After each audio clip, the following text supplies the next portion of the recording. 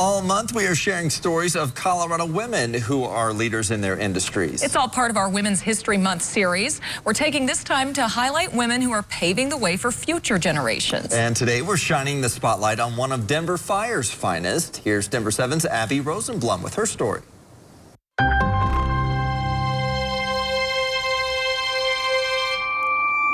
I've had to take each day one day at a time because this job is ever changing and it's never the same day twice because you never know what's going to happen. Like when that call's going to come that you're going to be called upon. Meet Lieutenant Kristyn Gothard, working in one of the most male-dominated fields, firefighting. By the numbers, 4% of firefighters nationwide are female. That's according to the U.S. Department of Labor. But this job was something she always knew she wanted to do. I grew up in the fire service. My father and grandfather were one, and I have a couple cousins on as well. As I got older, it just was something that I wanted to do. Regardless, it's never easy to pave the way. Trying to get hired on, and it was a little more challenging than I thought it would initially. And then blazed her own trail in Denver Fire, becoming the first female to be rescue certified. You might be wondering exactly what that involves. Included dive, high angle, con space, structural collapse. All the things that you and I do every day, right? The thing that scared me the most was under the ice diving, but getting past that was a big obstacle for me. I took that challenge upon myself to do that. In doing so, I ended up being the first female, which is cool as well. And it was just something I fell in love with. Ended up having 2 kids on the job. So will her kids continue that family tradition?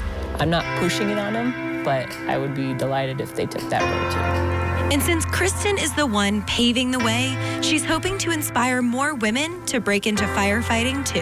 I'd love to see a lot of qualified females come through. And she doesn't have to lead the way on her own. Camp Ember is working to bring women into firefighting too. They lead a summer camp for high school girls. They leave the program with courage and confidence and leadership, empowerment and strength to take on whatever career aspirations they may have. And for Kristyn, it's not just about the physical task, but she told me how much she really needs mental strength to do her job well. Most of the time when we're dispatched to a call, we kind of have an idea because you never know like how bad of a call it's going to be. Or we all have those calls that won't ever go away. It just kind of messes with your head for a little while. And that's why having a team is so important. Male or female, the job's the job. So you have to be prepared regardless of your gender, race, or anything. So what does she want for the future? To just have those little kids look at you and know that, hey, it's possible for me too. It's not just for males, but I can do the job too. And her advice? Don't give up.